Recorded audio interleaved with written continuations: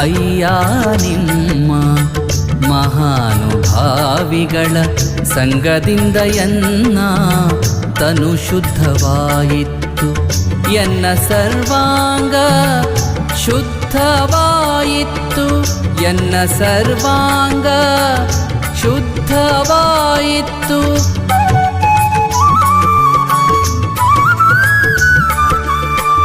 ಆಲಿಕಲ್ಲ ಪುತ್ಥಳಿಯ ಅಪ್ಪಿಕೊಂಡಂತಾಯಿತು.